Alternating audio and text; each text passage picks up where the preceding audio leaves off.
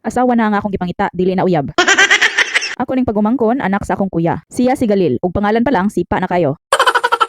From Southern Leyte, Malitbog. Mao ni kalsada sa Southern Leyte. Mingaw kaayo, walay daghang mga sakyanan nga maglabay-labay. Sayo mi nagsugod og tilaw sa Diyos para taas ang agi. Unya diri mislikod ming pwesto para kung mobarag way makakita. Gatimo-timo pud mig kamuti. Dipinsa sa atay ba? Sa atubangan namo naa ang pwesto sa mga anok pangtari. Banat kay michismis kay way silingan. Among giayo gisa. Pagkahuman nabuong na, manganta na pud mi. Maayo nang sayo sugdan para taas ang agi ug dali ra mahuman, mo power off dayon. Akong gisuroy si Galil sa baybayon. Bisan tagsa lang siya kakita nako, ning kuyog kay na may Dutch milk. Linaw ug tin-aw ang dagat nila anhi sa Southern Leyte. Maibog jud ka ug makahunahon nagligo, labi na kay nindot kayo ang view sa tubangan. Nangaon usami para kusgan inig-inom sa juice. Kung malipong na ganita, ato lamang hunahunaon nga happiness is not about getting all you want. It's about enjoying all you have. Para di ta magmahay ba? Ning init ang akong kay nakabati ko sa among silingan ning ingon wa daw koy lamig batasan. Hoy, wait sa. Nganong injo mangitilawan?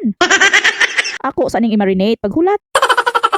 Pero ting kinantahay namo kay naunsa ba pod? Lami man kayo nga mong tingog sa microphone. Aho ra ba ka atong pagdungog or nalipong ra jud ko? Ning banat gajud mi kanta unlimited taman hapon. Kay human naman mi ingatong level sa kapanahonan nga tuloy kanta 5. Unya lami po gajong pisto kay lubi ray makadungog way silingan. Sayo mi na ni hapon kay manimba mi ni kahuman. Murag way nahitabo ba? Wala mi ming subay sa tradisyon nga di sa kanon naghanda ug di pa alas 12 pas mong agi nato anagar. Alas 6 pa lang nangaon na ug daghan og pagkaon maglibog ug unsay kanon. Karon kinahuman naman ang season, lami na pud ikaon ingatong mga handa nga wa nimo nakaon.